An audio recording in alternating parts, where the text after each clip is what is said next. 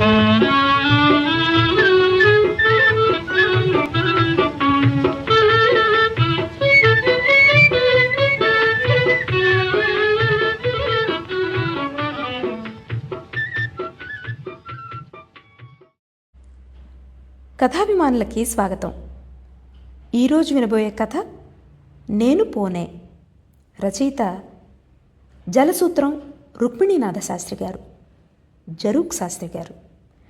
ఈ కథ 1946 ఏప్రిల్ నెల భారతి మాసపత్రికలో ప్రచురితమైంది.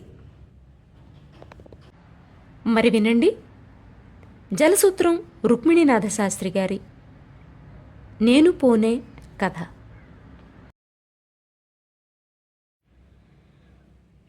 తెల్లవారుతోంది. తల్లి వచ్చి లేపకుండానే నాగభూషి లేచాడు. కళ్ళు నులుముకున్నాడు. అరచేతిలో శ్రీరామ రాసుకున్నాడు. కళ్ళనొద్దుకున్నాడు. అమ్మా అన్నాడు. అమ్మ పలకలేదు. నెమ్మదిగా లేచాడు. చాప చుట్టాడు. లోపలికి వెళ్ళి పెట్టాడు. తల్లి ఎదురైంది. అప్పుడే లేచావేరా పిచ్చి సన్యాసి? సీతమ్మకు ఇదిగానే ఉంది. నిద్ర పట్టలేదే అమ్మా, తెల్లార్లు ఒకటే కలలే అమ్మా. బళ్ళోకి వెళ్ళినట్టు, పరీక్షలైనట్టు, ఫస్టును ప్యాసైనట్టు కలలే అన్నాడు నాగభూషి. సీతమ్మ కొడుకు కేసు చూసింది. తన పనిలో మునిగింది. నాగభూషి లేచి వచ్చాడు. తెల్లవారుతోంది. తల్లి రోటి దగ్గర కూర్చుని పచ్చడి చేస్తోంది. నీకేమన్నా సాయితా చెయ్యనా అమ్మా? సీతమ్మకు నవ్వు వచ్చింది. ఏమమ్మా నవ్వుతావు? నేనేం చెయ్యలేనా? పనేం లేదులేరా నాన్న. 2 నొక్కులు నొక్కేటప్పటికి పచ్చడి అయిపోయింది. రాచిప్పలోకి పచ్చడి తీసుకుని రోట్లో ఎన్ని నీళ్లు పోసి ఆమె ఇంట్లోకి వెళ్ళిపోయింది. ఆమెకు అప్పుడు సంతోషంగా ఉంది. పసినాపకు పడసారం 10 ఏళ్ళు నిండాయో లేదో సాయితా వస్తానంటున్నాడు. ఇచ్చిన దేవుడు మర్చిపోవాలి. వీడు 4 కాలాల పాటు క్షేమంగా ఉండాలి. తగని అల్లరి వెధవ. ఎప్పుడూ ప్రాణాలు వీడి మీదే. తను ఏం చేస్తున్నా పంచప్రాణాలు వీడి మీదే ఉంటాయి. చదువుకోరాదుట్రా అనకూడదు, వచ్చేసిందంటాడు. ఏం వస్తుందో ఏమో. వీడి అల్లరితో తను కింద మీద పడుతోంది. బస్తీకి ఎట్లా వెళ్తాడో, ఎలా చదువుతాడో. క్షణం జడురాలైంది. నాగభూషి ఉయ్యాల తొట్లో గిలక్కాయలు చూసి ఆనందిస్తూ చీ అంటే బోసినవ్వులు నవ్వే రోజుల్లో ఆమె భర్త గతించాడు. పోతూ పోతూ ఇచ్చిపోయిన ఆస్తి తొట్లో పిల్లాడు. జడలేసుకునే రోజుల్లోనే మెడ బోసిదైంది. రాత కాలింది. ఏడవటానికి కన్నీళ్లు కూడా అప్పు తెచ్చుకోవాల్సిన స్థితిలో పసివాణ్ణి చూసుకుని నిట్టూర్చింది. గిలక్కాయ రంగు చూసి నవ్వుకునే నాగభూషిని చూసి తాను నవ్వాలా? పసుపు కుంకుమ పోయి ముసుగునెత్తినొచ్చినందుకు ఏడవాలా? పుట్టిల్లనేది ముళ్ళ కంచె లాంటిది. ఆడపిల్ల అత్తారింటికి వెళ్ళిందంటే చాలు, పుట్టిల్లు అంత తావడం ప్రారంభం అవుతుంది. అందులోనూ అవతల సర్వమంగళం అయి చమురుకాళ్ల మా తల్లి తిరిగి వస్తుందన్నప్పుడు ఆడకూతురుకు జరిగే లాంఛనం ఎవరెరుగనిది? తల్లి తండ్రి ఉంటేనన్నా కాస్త మెరుగు. తల్లి తండ్రి పోయాక పుట్టింటి ఆపేక్ష ఆమడలంత దూరమూ అవుతుంది. దరిద్రంతో ప్రేమలు పిట్టలాగా ఎగిరిపోతాయి. నాగభూషణ్ ఎత్తుకుని సీతమ్మ పుట్టింటికి వెళ్ళింది. ఇక్కడ చేసే చాకరీ మరో చోట చేసుకుంటే స్వతంత్రం అన్నా ఉంటుందని తిరిగి రానూ వచ్చేసింది. కలిగిన మహారాజుల ఇంట్లో వంట చేస్తూనో దంపులు దంపుకోనో ఆమె జీవితం తలుచుకుంది. సరాసరి బస్తీ చేరిందిరో అని అనిపించుకోతలచలేదు. బస్తీ పక్కనే ఓ మాదిరి ఊళ్ళో ఉంటోంది. కర్ణంగారి ఇంట్లో వంట చేస్తోంది ప్రస్తుతం. వాళ్ళ పిల్లలు చెద్దన్నాల్లో పారేసినంత ఉండదు నాగభూషికి పెట్టేది. కర్ణంగారి భార్య సీతమ్మ వాణ్ణి కూడా ఇక్కడే తినిపిద్దు అని చెప్పింది. అక్కడే తింటూ ఊరిబళ్ళో చదువుతున్నాడు. దుడుకు వెధవ. ఎక్కడ వాళ్ళ పిల్లల్ని వీళ్ల పిల్లల్ని ఏం చేస్తాడో, ఏ అల్లరిలో దెబ్బలు తిని వస్తాడోనని కళ్ళల్లో ఒత్తులెట్టుకుని ఉంది. నేనేమైనా చదువు మానను అని హఠం పట్టాడు నాగభూషి. బస్తీకి వెళ్ళరాగలవట్రా అంటే ఓ అని తల ఊపాడు. నిన్న మారాం పట్టి డబ్బు తీసుకెళ్ళాడు. బళ్ళో పేరు చేర్పించుకున్నాడు. పుస్తకాలు అవి తెచ్చుకున్నాడు. అమ్మా, నేను ఫౌంటైన్ కొనుక్కుంటానే. ఎంతవుతుంది? 3 4 పండక్కు కొనుక్కుందువు గానిలే, ఇప్పుడు డబ్బు చాలద్దు మరి. సీతమ్మ చచ్చి చావని గొంతుకతో అంది ఆ మాట. నాగభూషి చిన్నబుచ్చుకున్నాడు.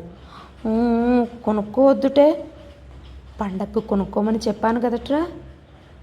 మా క్లాసు వాళ్ళందరికీ ఉంటే. సీతమ్మకు ఏమనాలో తోచలేదు.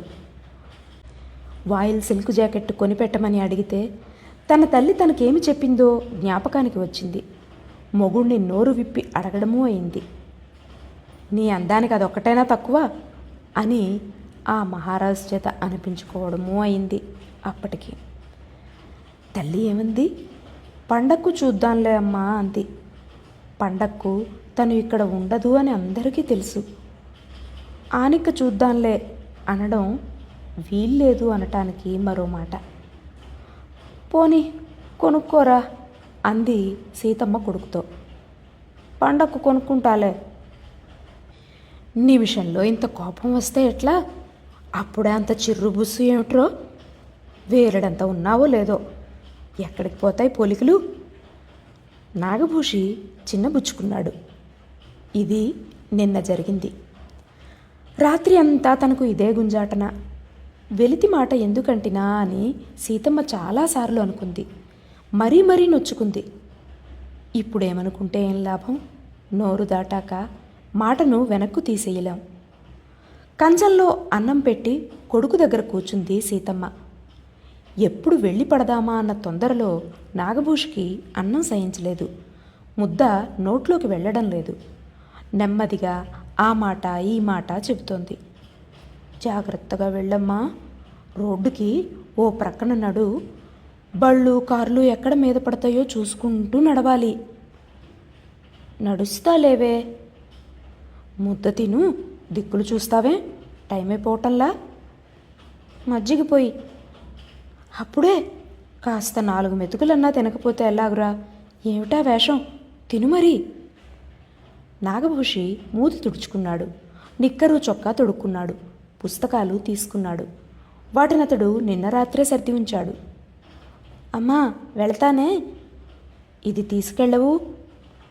కరణంగారి భార్యను పాత టిఫిన్ క్యారియర్ చిన్నదేదన్నా ఇమ్మని నిన్న అడిగింది. పొద్దున్నే తిని వెళితే సాయంత్రం కానీ తిరిగి ఇంటికి రాడా మరి? ఈలోగా ఎలా కొందామంటే ఉన్న డబ్బంతా పుస్తకాలకు బళ్ళో చేరటానికే అయిపోయిందాయే. అన్నం తీసుకెళ్ళటానికని అడిగింది. బుల్లి సత్తు క్యారియర్ తెచ్చింది. దానికి కొక్కెం విరిగిపోయింది. కొక్కెం లేదన్న మాట తప్ప పర్వాలేదు, పనికొస్తుంది. మనబోటి వాళ్లకు సరికొత్తవి రమ్మంటే ఎలాగొస్తాయే అనుకుంది ఆమె. తాడు ఒకటి తెచ్చి కుక్కానికి బదులు కట్టింది. దాన్ని శుభ్రంగా తోమింది. తోమేటప్పటికీ సత్తుముండ తళతళా మెరుస్తోంది. దాంట్లోనే ఇంత అన్నము మజ్జిగ కలిపి నూరిన పచ్చడి కాస్త వేసి తెచ్చింది సీతమ్మ. మధ్యాహ్నం ఎక్కడన్నా పెట్టుకు తిను అని చెప్పింది ఆమె. పొద్దోతోంది. కరణంగారింటికి వెళ్ళాలని ఆవిడ బయలుదేరింది. నాగభూషి కంటికి కనబడే వరకు తల వెనక్కి తిప్పి చూస్తూనే వెళ్ళింది. పిచ్చి వెధవ, తలకాయ ఉంచుకుని రోడ్డుకు పక్కగానే పోతున్నాడు. గబగబా నడుస్తూ నాగభూషి స్కూలుకు చేరుకున్నాడు. అతను అటు అడుగు పెడుతున్నాడు. టంగ్ టంగ్ మంటూ బళ్ళో గంట కొడుతూ ఉన్నారు. ఇది మంచి శకునం. అడుగు పెడుతుండగా గంట కొట్టడం మంచిదని ప్రతివారు చెప్తారు. శకునం కూడా కలిసి వచ్చిన ఉత్సాహంతో అతను తొందరగా లోపలికి వెళ్ళాడు. కొత్తగా స్కూలు తెరిచారు. ఆవాళ్ళ నుంచే పాఠాలు చెప్పడం ప్రారంభిస్తారు. మాస్టర్లు నీటుగా వచ్చి ఉన్నారు. జ్యేష్ఠమాసమేమో ఎండ చెత్త మాడుస్తోంది. కుర్రాళ్ళు గబగబా నడుస్తున్నారు. టాక్ టీక్గా ఉన్నారు. పాలాక్షుడు వచ్చి ఆపినా ఆగేట్టులేరు. ధన్ ధన్మని నడుస్తున్నారు. కేరింతలాడుతున్నారు. ఓ చేత్తో పుస్తకాలు, మరో చేత్తో ఇక్ష్వాకుల నాటి సత్తు టిఫిన్ క్యారియరు పుచ్చుకొని నాగభూషి వచ్చాడు. చెమటకు చొక్కా తడిసిపోయింది. అడిగి తెలుసుకుని క్లాస్ రూంలోకి వచ్చాడు. ఇంకా మాస్టరు క్లాసుకు రాలా. 4 పిల్లలు ఒక్కసారి అతన్ని పరకాయించి చూశారు. పక్కున నవ్వారు. ఎందుకు నవ్వుతారో అతనికి తెలియలేదు. సత్తెప్పాలా అన్నాడొకడు. మరికొందరు తలెత్తి అతన్ని చూశారు. పక్కున నవ్వారు. నాగభూషికి అర్థమైంది. రోషం వచ్చింది. తమాయించుకున్నాడు. చివరి బల్లలు ముందు బల్లలు నిండిపోయినాయి. మధ్యనే ఖాళీ ఉంది. ఓ చోటకెళ్ళి వారగా కూర్చున్నాడు. కాళ్ళ దగ్గర క్యారియర్ పెట్టుకున్నాడు.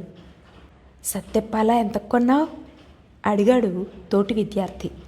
చక్కగా నలగని మల్లెపూవెల్లే ఉన్నాడతను. నెమ్మదిగా అడిగాడు. నాకు తెలీదు, మా అమ్మ ఇచ్చింది. మంచి పనే చేసింది. ఏ? మాస్టరు క్లాసులోకి వచ్చాడు. అల్లరి ఆగింది. పాఠం ప్రారంభించాడు. ముందు కాసేపు కొద్దిగా కబుర్లు చెప్పాడు. పాఠం ఎత్తుకున్నాడు. చెప్పిందేమీ లేదు కానీ చెప్పే విధం బాగుంది. క్లాసు అయింది. ఇంకో గదిలోకి పోవాలి. గంట కొట్టగానే అందరూ లేచారు. నాగభూష్ లేచాడు. అన్నం క్యారియరో ఇక్కడ ఉంచిపోతేనే 2 అడుగులు వేశాడు. ఏమైపోతుందో అని అనిపించింది. వెనక్కు వెళ్ళి దాన్ని తీసుకున్నాడు. ఇక్కడ పెట్టుకున్నట్టే అక్కడ పెట్టుకోవచ్చు అనుకున్నాడు. ఇలాంటివి పెట్టుకుంటానికి గది ఏమన్నా ఉందేమోనని అనిపించింది. ఎవరిని అడగడం? తల ఉంచుకుని బయలుదేరాడు. ఇందాక ఎంత కొన్నావు అన్న అబ్బాయిని అడిగితే ఏమంటాడో, ఏం ఎక్కిరిస్తాడో. ఇందాక నెమ్మదిగానే ఎక్కిరించడం కానట్టే అడిగాడే మరి. ముక్కు మొహము తెలియకుండా ఎవరిని అడుగుతాడు? పలకరించింది ఒక్కడే. అతన్నే అడిగాడు. అన్నాల గది ఏదన్నా ఉందా ఇక్కడ? చద్దన్నాల గదేనా? చద్దన్నం ఎందుకైంది? తెచ్చుకున్న అన్నం పెట్టుకు తినే గది. చల్లారిన అన్నం చద్దన్నం కాదుటోయ్. చద్దన్నం అంటే కాదంటావే? సరేలే, చద్దన్నాల గదే. అంత ఉక్రోషం ఎందుకోయ్? చద్దన్నాల గదేగా. నాగభూషి మాట్లాడలేదు. ప్రాణం చివుక్కుమంది. చూస్తున్నాడు. ఆ కుర్రాడు ప్రసంగం వదిలేసి తన పక్కనున్న విద్యార్థితో వేరే మాట్లాడుతున్నాడు. నాగభూషికి చిన్నతనం వేసింది. చెప్పమంటే చెప్పవేమోయ్, గది ఎక్కడుంది? సోది అడుగు, తెలుస్తుంది. లేనే లేదా? స్వరాజ్యం వస్తే చెద్దెన్నాల గది వస్తుంది. పక్కనున్న 4 నవ్వారు. నాగభూషికి మరీ చిన్నతనం వేసింది. తల ఉంచుకున్నాడు. వెనకట్లాగానే పక్కన పెట్టుకున్నాడు. వెధవ క్యారీరు, కుక్కెమన్నా లేదు. తాడు కట్టిన క్యారీరు. ఎక్కిరిస్తారంటే వాళ్ళ తప్పే ఉంది. ఏ? అన్నం తెచ్చుకోవడం తప్ప, అన్నం తినడం తప్ప. క్లాసులోకి వెళ్ళి కూర్చున్నాడు. ఈ క్లాసులోనూ సత్తెప్పాలా అనబడింది. అందరూ అతన్ని తలెత్తి తేరిపార చూడటమూ అయింది. పక్కున నవ్వడమూ అయింది. మాస్టర్ వచ్చాడు. క్లాసు దణు తెగరగొట్టాడు. తన యావలో ఉన్నాడేమో. కాసేపు నాగభూషికి అర్థం కాలేదు. తర్వాత బోధపడింది. అందరూ ఫౌంటైన్ పెన్నులు తీసి నోట్స్ రాసుకుంటున్నారు. తను పెన్సిల్తోటే రాసుకున్నాడు. ఇది చిన్నతనమే వేసింది. పండక్కు తను కొనుక్కుంటాడు ముష్టికలం. గట్టిగా అడిగితే ఇవాళే కొనుక్కోమంటుంది అమ్మ. ఆ మాటకొస్తే కొనుక్కోమనే అంది. తనే ఆగాడు. కానీ బడి అయింది. బిలబిల్లాడుతూ పిల్లలు బయటకొస్తున్నారు. ఆ గలాభాలో అణచినా అడగని ఉద్రేకమూ ఉంది, ఆనందమూ ఉంది. సత్తెప్పాలా కొత్త నినాదం. కాసేపటితో ఆ నినాదం అయిపోయింది. ఎవరి ఇళ్లకు వాళ్ళు వెళ్ళారు. బడి పక్కన ఉన్న పెద్ద అరుగుల మీదకి నాగభూష్ వెళ్ళాడు. అతనికి ఆకలి, అన్నం గుర్తుకు రాలేదు. నిజానికి ఆకలి వేయడం లేదు. మాస్టర్ చెప్పింది నెమరుకు వస్తోంది. నోట్స్ తీసి చూశాడు. టెక్స్ట్ పుస్తకాలు తీసి చూశాడు. చెప్పిందంతా కళ్ళ ముందు ఆడింది. ఇప్పుడు తను ఎవరికైనా సరే తిరిగి చెప్పేయగలడు. ఎండ మలమలా మాడుస్తోంది. 12 కావస్తోంది. అన్నం తిందామనిపించింది. తిందాంలే అని కాసేపు జాప్యం చేశాడు. చుర్రుమంటోంది ఆకలి. లేచాడు. పుస్తకాలు సర్దాడు. టిఫిన్ క్యారియర్ మూత తీశాడు. మజ్జిగ అన్నమును కందిపచ్చడి. చేతులు కాళ్ళు కడుక్కొని తినేస్తే సరి. క్యారియర్కు మళ్ళీ మూత పెట్టాడు. చేతులు కాళ్ళు ఎక్కడ కనుక్కోవడం? పంపు ఎక్కడుందో? బడికి దగ్గరలోనే పంపు ఉంటుంది అని అమ్మ చెప్పిందే. ఎటుందో వెతకాలి. ఇవి ఇక్కడ పెట్టి ఎలా పోవటం? 2 చేతులతోనూ రెండూ పుచ్చుకొని బయలుదేరాడు. నెత్తి మాడుస్తోంది ఎండ. కింద కాళ్ళు భగ్గుమంటున్నాయి. ఒళ్ళంతా తుకతుకలాడుతోంది. తన ఒళ్ళు తనకే అసహ్యం వేస్తోంది. పంపు దగ్గరికి వెళ్ళి కాళ్ళు చేతులు ముఖము కడుక్కుంటేనే గాని తోచేట్టు లేదు. తిరిగి తిరిగి మళ్ళీ మొదటికి వచ్చాడు. పంపు కనబడలేదు. అరే, పక్క మలుపులోనే ఉంది పంపు. సూర్యుడు నడినెత్తికొచ్చాడు. కాళ్ళు మాడుతున్నాయి. తను తెలియక కొట్టుకులాడాడు కానీ పక్కనే ఉంది పంపు. అమ్మ అబద్ధం చెప్పదు. ఇందాకే ఏ కుర్రాన్నన్నా కనుక్కుంటే చిక్కే ఉండేది కాదు. బడి ప్యూన్ని అడగాల్సింది. ఇప్పుడు అతను ఉండడు. అమ్మ ఏమనుకుంటుందో? తనను మర్చిపోయి ఉంటుంది. ఈ పాటికి కరణంగారింట్లో అందరూ భోజనాలు చేస్తుంటారు. పంపు దగ్గరికి వెళ్ళాడు. పంపు కట్టేశారు. నీటి చుక్క లేదు. ఎలాగబ్బా? ఈ పంపే కట్టారా? అన్నీ కట్టేశారా? కొన్ని పంపుల్లో ఎప్పుడూ నీళ్ళొస్తాయని అంటారే. ఈ పంపులో రావన్నమాట. మరే పంపులో వస్తాయో? దాహం వేస్తోంది. గొంతుక పొడి ఆరిపోతోంది. ఒళ్ళు అసహ్యంగా ఉంది. కాళ్ళు మాడి మంట బుర్రకెక్కుతోంది. అడుగులు పడ్డం లేదు, కానీ ఆగలేడు. దబదబా ఉరుకులు పరుగులు పెట్టకపోతే నేల మీద నిలవడం కష్టం. చెరువు అంటూ ఉంటే ఒక్క దూకుని వెళ్ళి అందులో పండుతను. దాహం తాగడానికి గతి లేదు కానీ చెరువు. చేతిలో పుస్తకాలు తగ్గట్టు జారుతున్నాయి. అలాగే ఆగాడు. సర్దుకున్నాడు. క్యారియర్ పట్టుకుని పోతున్నాడు. ఇంకో పంపు కనపడింది. ఏం లాభం? అది కట్టేశారు. తిరిగి తిరిగి మరో పంపు చూశాడు. అదే కట్టేసింది. ఎంగిలి విస్తరాకు కనపడింది. ఎవడో మరి ఆవకాయ ముక్క కొరక్కుండానే పడేశాడు. నిమిషం నిదానించి ఆత్రంగా చూశాడు నాగభూషి. ఎండలో ఆవకాయ ముక్క మెరుస్తోంది. కాళ్ళు బొబ్బలెక్కినట్టున్నాయి. కాళ్ళు ఇక ఆగటం లేదు. పంపు దగ్గర ఉన్న మురుగు దగ్గరికి వెళ్ళాడు. కాళ్ళు దాంట్లో పెట్టాడు. అమ్మా, కాస్త నయం. అది చుర్రుమంది. అయితేనే కాళ్లకు తడి తగిలింది కదా. ఇక్కడ భగ్గుమన్నట్టు ఉంది. అబ్బో, ఎవరినన్నా అడిగితే? ఎవరిని అడిగేది? ఇందాక బళ్ళు ఏమైంది? మాట చెప్పటానికి అంత అల్లరైందే. ఎవ్వరినీ ఏమీ అడగకూడదు, ప్రాణం పోతున్నా సరే అంటుందమ్మ. నిన్న రాత్రి కూడా అనుకుంది. ఏమిటల్లా వెతుకుతున్నావు? రా, ఓస్, మంచినీళ్ళే కదా అని ఎవరన్నా అనకూడదు. ఎవరంటారు? అమ్మ అయితే అంటుంది. ఇక్కడ అమ్మ లేదే.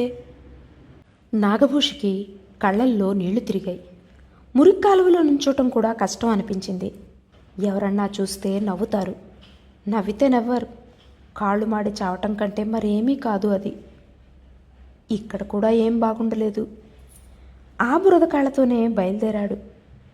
ఇందాకటి అరుగుల దగ్గరికి వచ్చాడు. పుస్తకాలు క్యారియరు అక్కడ పెట్టాడు. అబ్బా అనుకున్నాడు. కాసేపు పడుకుందామనిపించింది. ఆ అరుగు మీదే పడుకున్నాడు. ఇటూ అటూ దొర్లాడు. మరింత దుమ్ము ఒంటికి అంటుకుంది. ప్రాణం సొమ్మసిలిపోయింది. రివ్వున గాలి వెచ్చగా తగిలింది. నిద్ర పట్టింది. దుంగలాగా పడుకుని నిద్రపోయాడు. ప్రాణం సొరేసుకుపోయి నిద్ర పట్టింది. మెళకువ వచ్చింది. గంట కొడుతున్నారు. బద్ధకంగా ఉంది. పిల్లలు పోతున్నారు. అడుగో, ఇందాకటి అబ్బాయి వెళుతున్నాడు. నాగభూషి నెమ్మదిగా లేచాడు. ఒళ్ళంతా దుమ్ము కొట్టుకునుంది. కనపడ్డ మేరకు చేత్తో రాశాడు. చొక్కా అసహ్యంగా ఉంది. ఉంటే ఉందిలే అనుకున్నాడు. పుస్తకాలు తీసుకున్నాడు. సత్తు టిఫిన్ క్యారియర్ను చూస్తే అసహ్యం వేసింది. దిక్కుమాలిన సత్తెప్పాల. అమ్మ ఇచ్చింది. అమ్మ ఏమనుకుంటుందో? ఈ పాటికి అమ్మ కరణంగారి వసారాలో చెంగుపరుచుకుని పడుకుంటుంది. పుస్తకాలు క్యారియరు రెండు చేతుల్లోనూ పట్టుకుని బయలుదేరాడు. ఒళ్ళు తేలిగ్గా నీరసంగా ఉంది. క్లాసుకు వెళ్ళాడు. చిత్రంగా ఉంది. పొద్దుటి గదేనా ఇది? క్యారియరు మామూలుగా పెట్టాడు. క్లాస్ జరుగుతోంది. పాఠాలు వినబుద్ధే పుట్టడం లేదు. చిత్రం. ఇందాక అంత దాహం వేసిందా? ఇప్పుడు దాహమే లేదు. అన్నం తినలేదే అన్నది మనస్సును మహావేధిస్తోంది. క్లాసులో ఏం జరుగుతోందో తెలియదు. ఉడికిన బంగాళాదుంపలాగున్నాడు అతను. చెప్పిన పాఠం బుర్రకెక్కలేదు. గంట కొట్టారు. వికారంగా ఉండి లేచిపోదామా అనిపించింది. ఏమైనా సరే అని చదువుకోవచ్చాడు తను. బాగానే ఉంది కదా, లేచిపోతే ఎలా? క్లాసులో చెప్పేది వినబడనట్టుగా ఉంటుంది. కళ్ళు మూసుకున్నాడు. కళ్ళ ముందు పచ్చ పచ్చగా ఎర్ర ఎర్రగా మసకలు మసకలుగా కనబడుతున్నాయి. కళ్ళు తెరిచాడు.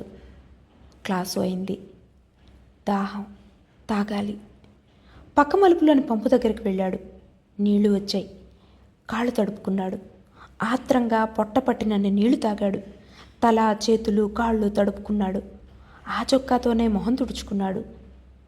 తన ఒళ్ళు తనకు తుప్పు కంపు వేస్తోంది. మళ్ళీ క్లాసులోకి వచ్చాడు. క్లాసు కుచ్చిటప్పాలతోటి నడుస్తోంది. అన్నం మీదకి కన్ను పోయింది. అన్నం తినాలనిపించలేదు. క్లాసు మామూలుగానే జరిగింది. టప్ టప్ మంటూ కేరింతాలాడుతూ కుర్రాళ్ళంతా బయలుదేరారు. ఆటలకని కొందరు గ్రౌండ్స్లోకి పోబోతున్నారు. నువ్వు కూడా వస్తావా? పొద్దుటి కుర్రాడు కాడు, మరొకడు. ఊహు, రాను. ఏ అలా నూతిలో పడ్డట్టు మాట్లాడుతున్నావు? నాగభూషి మాట్లాడలేదు. గేమ్స్ ఫీ కట్టలా నువ్వు మాత్రం? నాగభూషి తల ఊపాడు. సత్తెప్పాలగాడితే ఏమిట్రా అంటూ మరో కుర్రాడు వచ్చి చూడక అన్నట్టు నటించాడు. మాట్లాడుతున్న కుర్రాడు నవ్వాడు. కొత్త కుర్రాడు నీ పేరేమిటన్నాడు. నాగభూషికి కోపం వచ్చింది. సత్తెప్పాల అన్నాడు. భేష్ అని ఇద్దరూ చక్కా పోయారు. తన్ను ఎగతాళి చేశారన్న మంట దహించుకు తింటోంది. పంపుల్లో నీళ్లు కావలసినన్ని. ఎందుకు? తగలైనా వెధవ నీళ్లు ప్రాణం పోతున్నా బొట్టు పడలేదు. అక్కర్లేనప్పుడు ఇబ్బడి ముబ్బడి. కాళ్ళు ఊరికే నములుతున్నాయి. ఒళ్ళంతా పచ్చి పుండల్లే ఉంది. చేతిలో ఈ క్యారియర్ బరువు ఒకటి. తలంచుకుని నడుస్తూ ఉన్నాడు. రోడ్డుకు ఒక ప్రక్కనే నడవలేకపోయాడు. అడుగులు తేలుతున్నాయి. మనిషి తూలుతున్నాడు. కాసేపు రోడ్డుకు ఓ చివర, మరి కాసేపు రోడ్డు మధ్యన, ఇంకాసేపటికి అవతలి పెడను నడుస్తున్నాడు. ఇదేమిటి ఈ చివరికి వచ్చాను అని అనుకుంటున్నాడు. మరికొంచెం సేపటికి అద్దరిన అడుగులేస్తున్నాడు.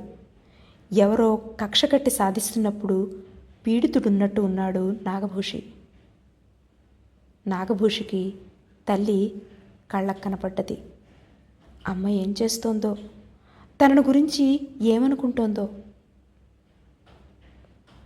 అందరికీ వడ్డన చేసింది సీతమ్మ. కొడుకు కళ్ళలో మెదిలినట్లు అయింది ఆమెకు.